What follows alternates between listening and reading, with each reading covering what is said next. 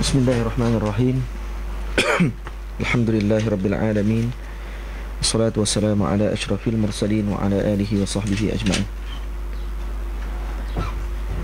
Alhamdulillah, syukur pada Allah Ta'ala dapat bertemu sekali lagi pada hari ini.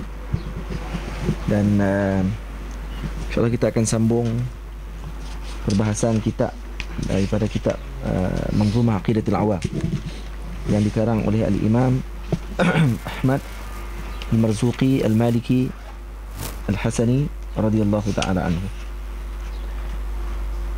Baik, kita dah masuk pada bait yang ke-6. Fallahu mawjudun qadimun baqi muqalifun lil qalqi bil itlaqi. Baik. Yang disebut fallahu mawjudun qadimun, qala al-muallifu rahimahullahu ta'ala wa nafa'ana bi 'ulumihi wa 'ulumikum fid dharain amin. Fallahu mawjudun qadimun baqi. Allah itu mawjud. Mawjud ma'ruf lah, maksudnya ada. Nah, dalam bahasa kita maksudnya ada. Baik. Disebut dalam kitab, alim ulama sebut, saya ambil pada kitab ni sikit.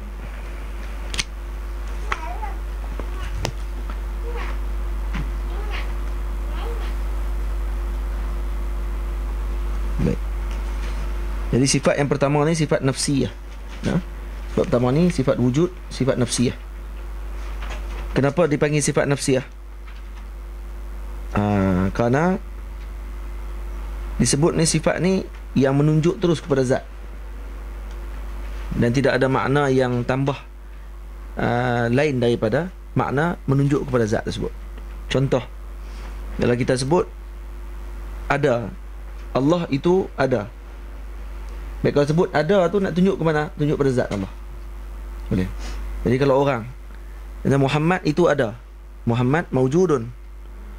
Jadi kalau orang tanya tak mana sifat mawjud bagi Muhammad, nak tunjuk sifat tak boleh, kena tunjuk zat. Apa dalil Muhammad tu mawjud? Tu zat mawjud. Itu maksudnya. Lepas tu dia tunjuk terus kepada zat. Ya. Baik, dalil syarak yang Allah Ta'ala sebut dalam Quran surah Al-An'am ayat 102, Allah Ta'ala sebut zalikumullahu rabbukum la ilaha illahu khaliqu kulli syai'in fa'buduhu wa huwa ala kulli syai'in wakil. Lepas tu dalam Quran, inna fi khalqis samawati wal ard wa ikhtilafil laili wan nahar ila akhiril ayah, ayat surah Al-Baqarah 164. Ini dalil-dalil wujud Allah Ta'ala. Dalil apa ni? Dalil naqli dia panggil, daripada Al-Quran. Baik, dalil dalam dalil aqli pula, ulama sebut, bila kita mengaji mantik kan, dia ada muqaddimah sughra, muqaddimah kubra kan. Jadi dalil aqli, kalau kita sebut al-alam hadithun. Alam itu hadis. Wa kullu hadithin yajibu iftiqaruhu li muhdithin. Alam itu baharu. Setiap benda baharu wajib perlu kepada yang menjadikan benda baharu tersebut. Jadi fawajaba iftiqarul alam ila muhdith. Jadi wajib alam itu memerlukan kepada yang menjadikan. Jadi alam itu baru. Yang baru ni mesti ada yang menjadikan. Nah, jadi siapa yang menjadikan? Jadi wajib alam ini perlu kepada yang menjadikan. Yang menjadikan itu Allah Ta'ala. Nah, jadi dah tahu kata alam ni tidak jadi dengan sendiri. Nak ada, mesti kena ada yang menjadikan. Yang menjadikan Allah. Dalil akhli. Nampak tak? Jadi disebut di sini kata Allah Ta'ala wajibul wujud idh law kana jaizul wujud lakana min jumlatil alam. Allah ni wajibul wujud. Wajibul wujud disebut. Maknanya kata sebut wujud pun dah cukup dah. Tapi kenapa ditambah wajibul wujud? Kerana ulama sebut tak semua benda yang wujud ni mesti wajibul wujud. Ditakkid pada Allah Ta'ala wajibul wujud, bermaksud kata Allah ni wujud tanpa perlu kepada illah, tidak perlu pada sebab yang menjadikan. Dan Allah ada itu tanpa perlu kepada sesuatu benda yang menjadikan Allah Ta'ala. Jadi wajibul wujud. Kerana ada lawan bagi wajibul wujud, jaizul wujud. Jaizul wujud kita. Nah itu. Kerana kalau Allah tidak wajibul wujud, maka sudah tentu Allah jaizul wujud. Kalau jaizul wujud, maka ketika sebut termasuk dalam jumlatil alam. Kerana alam jaizul wujud. Nah, Jadi falam yuslih muhdithan lil alami wa mubdi'an lah. Maka kalau Allah jaizul wujud, tidak layaklah untuk Allah Taala menjadi muhdith dan mubdi' bagi alam ni, yang menjadikan alam tersebut. Kerana jaiz itu termasuk dalam alam tu sendiri. Jadi kena Allah luar daripada alam. Luar daripada alam, so Allah wajibul wujud. Boleh nampak tak? Baik. Dan di sini ada sebut banyak dalil. Dalil fitrah, ada dalil apa ni, inayah, dalil khalq was sun'i, dalil iftiqar ila sababil asbab, dalil harakah, dalil tahawul wa taghayyur. Ni perbahasan yang panjang lebar lah. Kita tak masuklah dalam bab tu. Baik. Jadi kita dah bincang Allahu mawjudun, dan masuk pada sifat yang seterusnya, 5 sifat salbiah. Iaitu yang pertama qadimun. Baik, kenapa didahulukan qadim daripada baqi? Karena kalau nak percaya baqi, mesti percaya qadim dulu. Okey. Baqi maksudnya tidak ada akhir. Okey. Baqi tidak ada akhir, al-baqa. Yakni laisa lahu akhirah. Tidak ada akhir padanya. Jadi nak percaya kata ni tidak ada akhir, yang pertama kena percaya dulu kata Allah tidak ada permulaan. Baru boleh percaya kata Allah tidak ada akhir. Kerana tu didahulukan sifat qadim daripada sifat baqa. Nah. Baik. Jadi yang pertama qadimun. Qadim maksudnya faham jelas, sebab dia sifat salbi. Sifat salbi dia nafi itu. Iaitu menafikan Allah itu ada permulaan baginya. Jadi ada permulaan bagi wujud Allah mustahil. Nah, jadi qadim di sini apa dia? Qadimuz zat. Qadim ni adalah qadim pada zat Allah Taala. Sebab qadim dia ada 3 jenis. Yang pertama dipanggil qadimuz zat, yang kedua dipanggil qadimu az-zamani, nah, ataupun qadimul makani. Yang ketiga qadimu nisbah atau qadimul idhafah. Ada tiga qadim. 4 pun boleh lah, 4 pun tak apa. Yang pertama qadimuz zat, yang kedua qadimu az-zaman, yang ketiga qadimul makan, nah, yang keempat qadimu nisbah. Nah, qadimu nisbah. Contoh qadimuz zat apa dia? Allah. Allah qadimuz zat. Dalam bab perbincangan Allah qadimun, ni qadimuz zat. Nah. Kalau bincang Allah ada qadim zaman tak? Tak boleh. Sebab qadim zaman mustahil bagi Allah, kerana Allah tidak dilingkupi oleh masa. Tidak ditutupi oleh masa. Nah. Makan pun tak boleh juga, kerana Allah tidak ditutupi oleh tempat. Nah, qadimun nisbah, contoh qadimun nisbah. Qadimun nisbah contoh ayah ataupun qadimul idhafah. Ayah dulu daripada anak. Nah, ayah mesti beranak dulu daripada anak, daripada ayah. Anak mesti beranak. Ayah mesti beranak dulu daripada anak. Kalau tidak, tak dipanggil ayah. Ni. Kalau orang contoh Syekh Jamal Farouk pernah buat contoh. Satu hari di Masjid Azhar ada seorang budak sedang menangis. Budak teriak lah. Pak ni nak jaga budak. Jadi Syekh Jamal tanya, ni anak kamu kah? Tak ada. Saya ayah dia. Padahal sama jawapan. Sama ya. Tiba lain. Tanya, ni anak kah? Tak, saya ayah dia. Jawapan tu jugalah. Nah, saja nak pergi musim kot lain. Baik. Boleh tak anak kata kepada ayah, kenapa waktu ayah kahwin dengan mak tu saya tak ada? Boleh. Nak ada main mana kata, hang tak tahu di mana lagi waktu tu. Boleh. Jadi maksudnya mesti anak lepas daripada ayah, kemudian daripada ayah. Jadi ayah ni dalam masalah ni dipanggil qadimu al-idhafah. Dia dahulu daripada anak dia. Gitu. Jadi Allah boleh gitu? Tak. Allah tidak ada qadimul idhafah. Allah tidak ada qadim al-zamani. Qadimul zaman contoh tahun 1990 dengan lah ni tahun 2013. 1990 dengan 2013. 1990 adalah qadimul zaman. Dia dahulu lagi. Habis dah, hilang dah. Zaman tersebut dah berlepas dah. Itu maksudnya qadimul zaman. Baik. Dan kemudian dalam Quran Allah Ta'ala sebut lam yalid wa lam yulad. Maksud tidak juga Allah Ta'ala dijadikan Allah tidak menjadikan zat Allah Ta'ala sendiri, dan Allah tidak dijadikan oleh orang lain. Jadi tidak perlu kita fikir benda tersebut. Baik. Baqa yang ketiga. Baqi ni sifat yang kedua bagi sifat salbiah. Al-baqa Apa maksudnya? Huwa adamul inqidai li wujudihi ta'ala. Maksudnya tidak ada pengakhiran bagi wujudnya Allah Ta'ala. Dalam Quran Allah Ta'ala sebut wa yabqa wajhu rabbika dzul jalali wal ikram. Itu dalil. Nah. Baik. Kalau buka dalam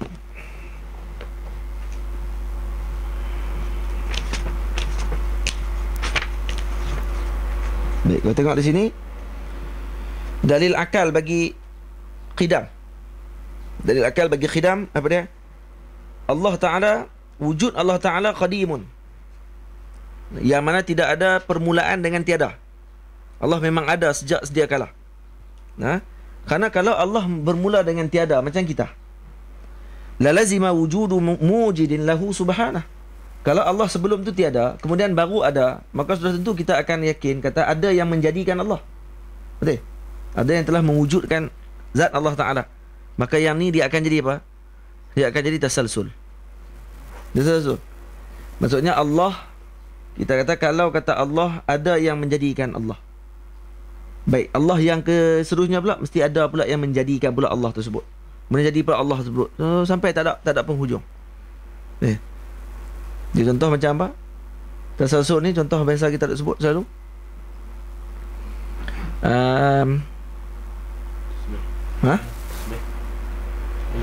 Tasbih ayam. Ayam telur ke telur ayam? Tu daur. Oh, telur. Tu panggil daur. Ni boleh yang pertama tasalsul batil juga. Tasalsul maksudnya tidak ada pengakhiran, sambung lagi, tidak ada penghujung. Siapa jadi siapa lah ni? Tak ada penghujung. Dia ni jadi kawan ni, kawan ni jadi kawan ni, kawan ni jadi kawan ni, kawan ni jadi kawan ni sampai hujung. Ini panggil tasalsul. Tasalsul batil. Nah. Baik, yang kedua, kalau Allah Ta'ala tidak qadim, maka Allah Ta'ala sudah tentu hadis. Nah, kalau kata Allah Ta'ala itu apa ni, Allahumma salli alaihi walau lam yakun qadiman lakana muhdisan. Nah, walau kana muhdisan laftaqara ila walau kana muhdatsan laftaqara ila muhdis. Macam gitu. Allah Ta'ala kalau tidak qadim, sudah tentu Allah ini adalah satu yang dijadikan. Ada permulaan.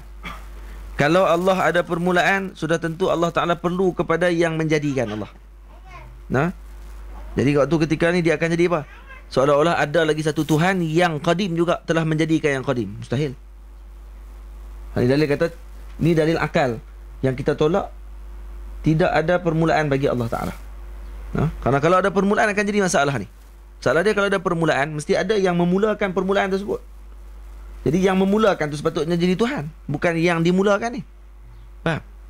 Itu maksudnya. Baik. Kemudian yang ketiga, al-baqa. Al-baqa huwa adamul inqidha' li wujudihi. Tidak ada pengakhiran pada wujud Allah Ta'ala. Karena kalau kata Allah Ta'ala ada pengakhiran, maka ketika tersebut mustahil bagi Allah ada permulaan. Mustahil bagi Allah tiada permulaan. Kerana dia tiada permulaan, kemudian dia ada pengakhiran pula. Maksudnya seolah-olah ada sifat hadis bagi dia. Sifat hadis, sifat benda baharu bagi zat tersebut ada, maka mustahil bagi Allah Ta'ala. Tak boleh.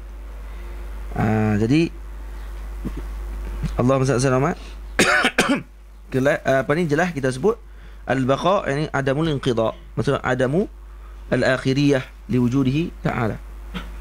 Yang ketiga, bagi sifat salbiyah, muqalifun bil qalqi bil itlaqi, yakni Allah tidak sama langsung dengan makhluk.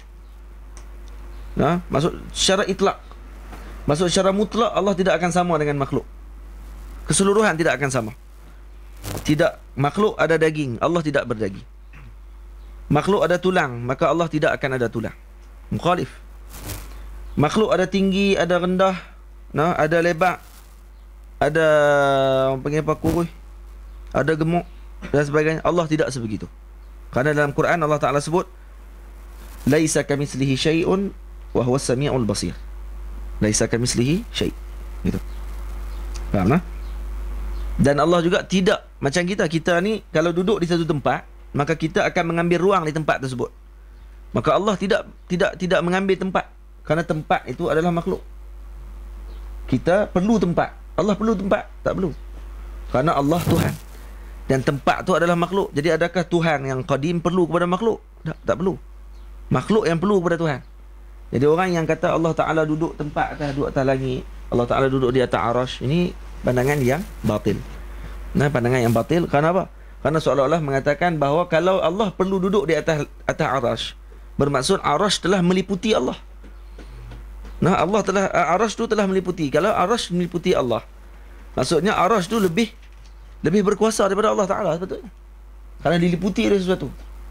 Nah, sebab tu Al-Imam Ibn Al-Fura radhiyallahu anhu pernah tanya pada dua orang Khawarij.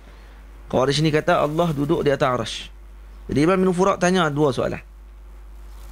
Tanya satu soalan. Satu saya nak tanya, Allah, kamu kata Allah Ta'ala duduk di atas arash dengan i'tiqad duduk. Dia kata ya, duduk. Dua-dua kata duduk.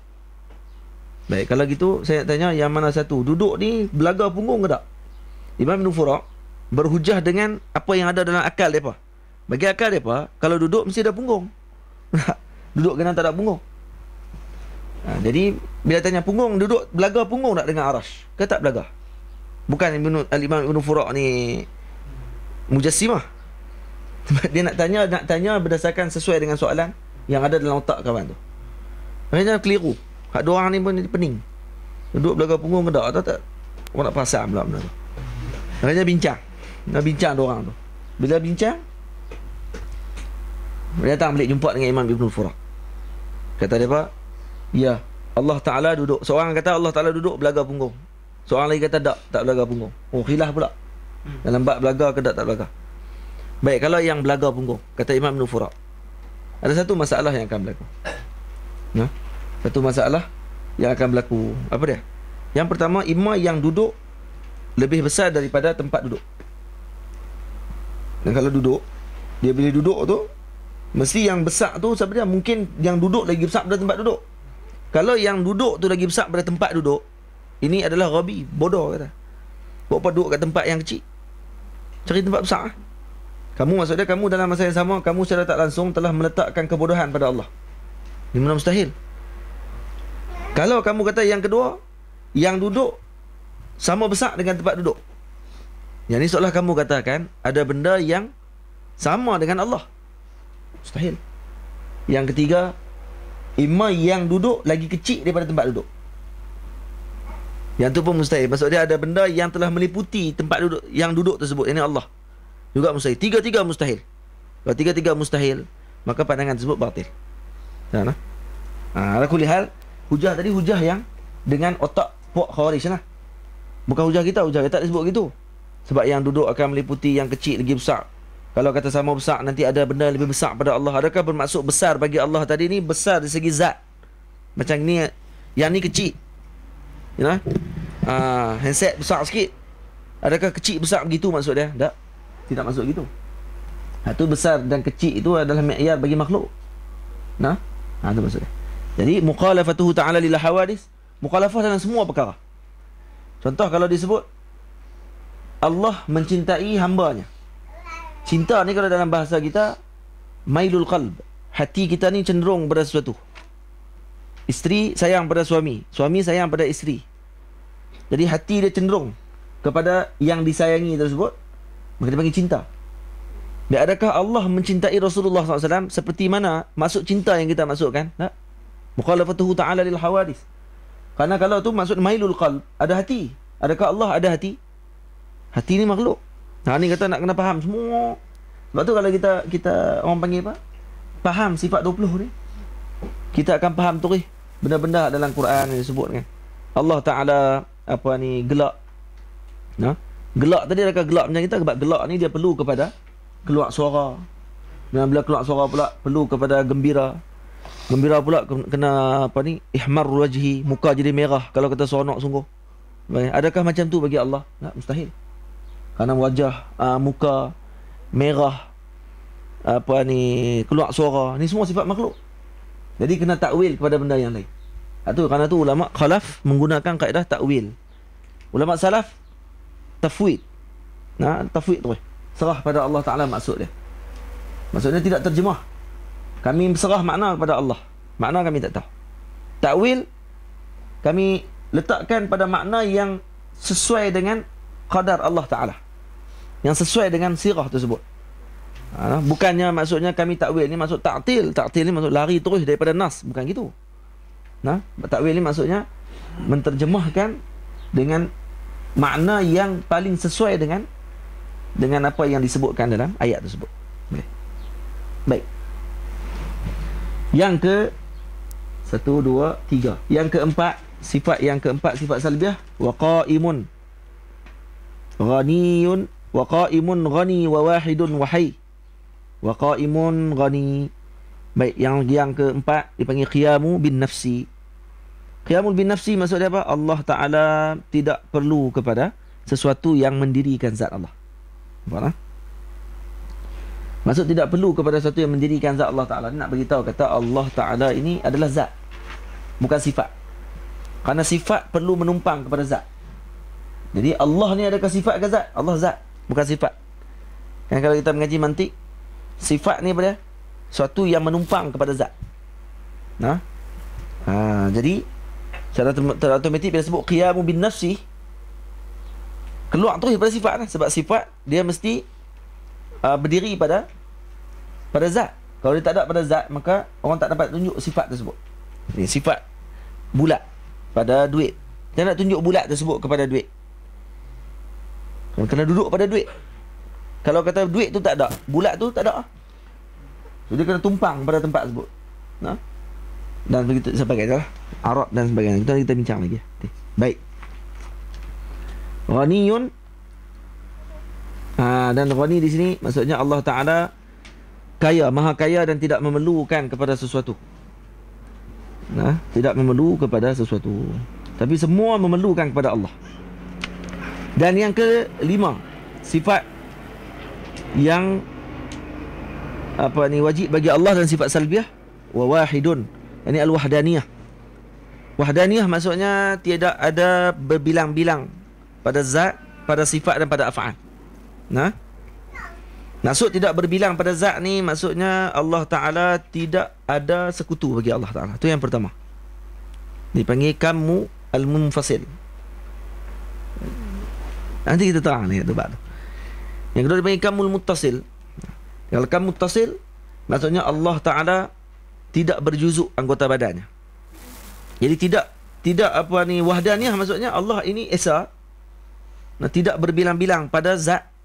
Yang pertama maksud tidak berbilang-bilang pada zat ni, tidak ada sekutu bagi Allah. Tak ada satu lagi yang sama dengan Allah.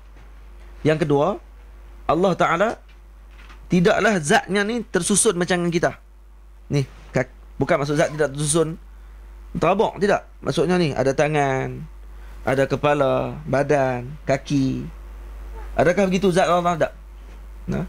Ini maksud wahdaniyah fi az-zat.